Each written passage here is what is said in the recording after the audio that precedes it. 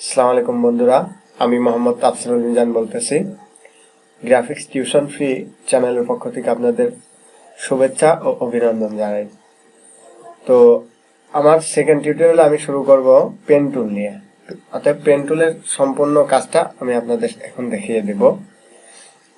আশা করি আমার এই টিউটোরিয়ালটা আপনারা সম্পূর্ণ শেষ পর্যন্ত দেখবেন। সম্পূর্ণ শেষ পর্যন্ত দেখার পরে আপনাদের পেন টুল নিয়ে আর কোনো ধরনের প্রবলেম থাকবে না। তারপরেও যদি কোনো প্রবলেম থাকে তাহলে আমাকে কমেন্ট বক্সে জানাবেন, আমি যথাযথ চেষ্টা করব আপনাদের কমেন্টসের উত্তর দেওয়ার জন্য। তো ঠিক আছে, চলুন শুরু করা যাক।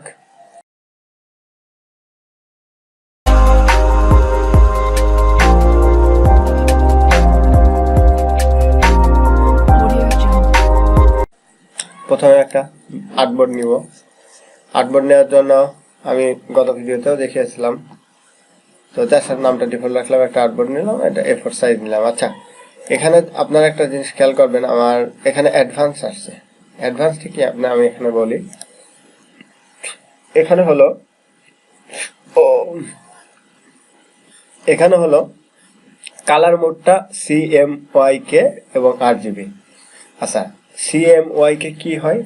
CMYK আমরা বুঝতে পারি সেন, ম্যাজেন্টা, ইয়েলো, ব্ল্যাক, এই কয়টা কালার, এই চারটা কালার নিয়ে CMYK হয়।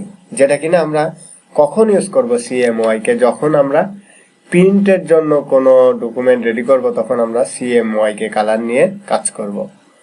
যেহেতু এটা আমি টিউটোরিয়াল করতেছি আমাদের ওয়েব এক কথা ওয়েব ব্রাউজারে ব্রাউজ করাবো, এটা আমরা প্রিন্ট করাবো না, সেজন্য আমরা RGB কালারটা সিলেক্ট করব। প্রিন্ট করার জন্য তখন CMYK নিতে পারেন আপনারা। এখন আমি ডিফল্ট অবস্থায় RGB নিচ্ছি, অর্থাৎ রেড, গ্রিন, ব্লু। ওকে, আচ্ছা, রাস্টার ইফেক্টটা আমরা কি নেব? রাস্টার ইফেক্টটা হাই 300 ppi, 150 ppi, ঠিক আছে, আমি নিলাম। তো আমি 300 ppi নিলাম, তারপর প্রিভিয়াস মোড ডিফল্ট রাখলাম, দেন তারপরে ওকে করলাম। আচ্ছা, ওকে করলাম। এখন আমাদের দেখেন সুন্দর একটা আর্টবোর্ড চলে এসেছে। এখন আমরা এটাকে একটা ব্যাকগ্রাউন্ড শেপে দিব, যেহেতু এটা আর্টবোর্ড, তাহলে এটার উপর আমরা একটা ব্যাকগ্রাউন্ড নিব। ব্যাকগ্রাউন্ডের জন্য কিভাবে নিতে হয় সেটা আপনারা অবশ্যই জানেন, আমার কত টিউটোরিয়াল দেখিয়েছি। ঠিক আছে, এখানে একটা ক্লিক করলাম, মিডিলে একটা ক্লিক করলাম। যেহেতু আমাদের ওয়াইড আর্টবোর্ডের সাইজটা হলো 8.5 আর হাইট আছে 11, তো ওকে দিলাম। দেন এটাকে মিডিলে করে দিলাম, মিডিল করাটাও আপনাদের দেখিয়েছি, সেন্টার লাইন দিয়ে। আচ্ছা, এখন এটাকে আমরা Ctrl+2 দিয়ে লক করে দেব, যাতে এভাবে নড়াচড়া না করতে পারে আমাদের কাজ করার সময়। ঠিক আছে, তো আমরা Ctrl+2 দিয়ে এটা লক করে দিলাম। দেন আমি একটা কালার চুজ করি, কালারটা রেড নিলাম। দেন স্টকটা রান করে দিই, স্টক আমাদের দরকার হবে না। স্টকটা রান করে দিলাম, কালারটা রেড রাখলাম। রাখার পরে এখন আমরা পেন টুলে গেলাম। পেন টুলে যাওয়ার পর দেখেন pen tool, add anchor point, delete anchor point tool, ঠিক আছে, এটা সবই আমি আপনাদের দেখাই দেবো আজকে এই টিউটোরিয়ালে। তো ওকে, দেন আমরা পেন টুলটা নিয়ে নিলাম। নেওয়ার পরে দেখুন আমরা এখান থেকে এই পর্যন্ত একটা ক্রাফট করব, বা যেখান থেকে আপনি ক্রাফট করেন, পেন টুল দিয়ে করেন, ঠিক আছে, যেখান থেকেই করেন, আমি ক্রাফট করে আপনাদের দেখাচ্ছি আর কি পেন টুলের কাজটা কি। দেন এখানে একটা ক্লিক করলাম, দেন এখানে একটা ক্লিক করলাম। আপনারা মনে রাখবেন, এখানে ক্লিক করে ছেড়ে দিলে কিন্তু কোনো কাজ হচ্ছে না। দেখেন পেন টুল সেকেন্ড ডেস্টিনেশনের জন্য আমাদের করতেছে যে আমরা পরবর্তী নেক্সট কোথায় ক্লিক করব। এখানে ক্লিক করলাম, দেখেন আমাদের কোনো কিন্তু কাজ হচ্ছে না, জাস্ট এরকম হয়ে যাচ্ছে, কোনো কাজ হচ্ছে না। তো আমরা এটাকে ব্যাক স্পেস চাপ দিব, ব্যাক স্পেস চাপ দিয়ে ব্যাকে আসবো। এসে আমি আপনাদের একটা দেখো Ctrl+Z দিয়ে ব্যাক স্পেস চাপ দিয়ে ব্যাকে আসবো। আসার পরে একটা ব্যাক দিব, দেওয়ার পরে এখানে দেখুন, এখন যদি এখানে চেপে ধরে যে আমরা ড্রাগ করি এরকম উপরের দিকে, দেখেন নিচের দিকে একটা সুন্দর কার্ভ হচ্ছে। যদি কার্ভের শেপটাকে আমরা অন্যভাবে আরো দিতে চাই, তাহলে কি করব? জাস্ট মাউসটা ছেড়ে দিব, দেওয়ার পরে এটা কিন্তু এটা আপার হ্যান্ডেল, এটা লোয়ার হ্যান্ডেল, ঠিক আছে, এই দুইটা হ্যান্ডেল দিয়ে আমরা কাজ করতে পারবো। দেখুন আমি যদি এখন কিবোর্ডের ওয়ালটা চেপে ধরে এখানে আসি, দেখুন আমাদের মাউস পয়েন্টটা কিন্তু চেঞ্জ হয়ে গেছে, হ্যান্ডেলে পরিণত হয়েছে। তো আমরা এখন যদি এই হ্যান্ডেলটা ধরে ইচ্ছা মতো আর একটু কাপ দেওয়ার চেষ্টা করি, দেখেন সুন্দরভাবে কিন্তু আমরা কাটটা দিতে পারছি। ঠিক আছে, এই দেখেন হয়ে গেছে। দেন পাতটাকে ক্লোজ করে দিব, দেন এই মাথায় এসে মিলাই দিব। দেখেন সুন্দর একটা শেপে করে নিতে হয়ে গেছে। কিন্তু এটা আপনারা এখন বুঝবেন না। এটাকে আমি এখন সেন্ড টু ব্যাক করে দিব। মানে কিসের জন্য সেন্ড টু ব্যাক করবে সেটা আপনাদের আগে বলে দিই। যে দেখুন আমাদের এটা কিন্তু আর্টবোর্ডের বাইরে চলে গেছে, প্লাস ব্যাকগ্রাউন্ডেরও বাইরে চলে গেছে। তাহলে আমাদের এটা ব্যাকগ্রাউন্ডের ভিতরে নিয়ে আসতে হবে, ব্যাকগ্রাউন্ড শেপের ভিতরে নিয়ে আসতে হবে। তাহলে এটাকে আমরা আগে পিছনে নিয়ে নেব। সবসময় খেয়াল রাখবেন যেটার মানে যেই এরিয়ার উপর মাস্ক করবেন সেটাকে সবসময় সামনে নিয়ে আসবেন। আর মানে সামনে বলতে, আর যেই এরিয়াটাকে মাস্ক করবেন সেই এরিয়াটা সবসময় পিছনে চলে যাবে। ওকে, তো দেখুন আমি কিভাবে করি। আমি কন্ট্রোল অল্টার 2 দিয়ে আমাদের ব্যাকগ্রাউন্ডটা আনলক করে নিচ্ছি। আগে আনলক করে নিলাম। দেন আমরা আমাদের পেন টুল দিয়ে যে কার্ভটা সিলেক্ট করেছিলাম ওটার উপর ক্লিক করলাম, রাইট বাটন ক্লিক করলাম। এখন অ্যারেঞ্জ আছে, অ্যারেঞ্জ থেকে আমরা দেবো সেন্ড টু ব্যাক, ব্যাকে পাঠিয়ে দেবো। সেন্ড টু ব্যাক দেখুন পিছনে চলে গেছে, আমাদের ব্যাকগ্রাউন্ডটা উপরে চলে আসছে।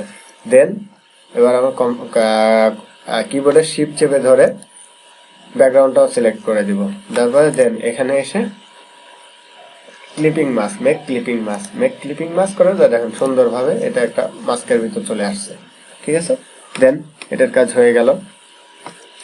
তো পেন টুল দিয়ে অনেক শেপ তৈরি করা যায়, যেটা আপনারা নিজে চেষ্টা করে দেখবেন, অনেক শেপ তৈরি করা যায়। দেন আমি এখানে এসে আরেকটা বিষয় কি, অ্যাড অ্যাঙ্কার পয়েন্ট। আচ্ছা ঠিক আছে, ওকে, এটা কি জাস্ট আমি পেন টুল দিয়ে আগে একটা কাজ করে নিই, তারপরে দেখাইতেছি আপনাদের। আচ্ছা এটাও যদি না ইয়ে করি, তারপর আপনাদের অ্যাড অ্যাঙ্কার পয়েন্ট এটা পেন টুল দিয়েও হয়, দুইটাই দেখাই দিচ্ছি। পেন টুল দিয়ে জাস্ট এখান থেকে এখানে একটা ড্র করে, এখানে ড্র করে এখানে মিলাই দিলাম। দেওয়ার পর দেন আমাদের এখন কিন্তু এই যদি আমাদের এই অংশটা টেনে আনা লাগে, দেখুন আমাদের এখানে একটু জুম করি আপনাদের দেখার সুবিধার্থে। আমরা পেন টুল দিয়ে কয়টা ইয়ে করছি, 3টা কর্নার রাখছি। এখন যদি আমাদের যে কোনো একটা পয়েন্ট অ্যাড করা লাগে পাথের উপর, তাহলে আমরা দিয়ে যাব অ্যাড অ্যাঙ্কার পয়েন্ট, যে পাথের উপর ধরে অ্যাড করে দেব। দেখেন এখন 3টা থেকে 4টা অ্যাঙ্কার পয়েন্ট হয়ে গেছে। এখন যদি আমরা ডাইরেক্ট সিলেকশন দিয়ে এই অ্যাঙ্কার পয়েন্টটা ধরে এইভাবে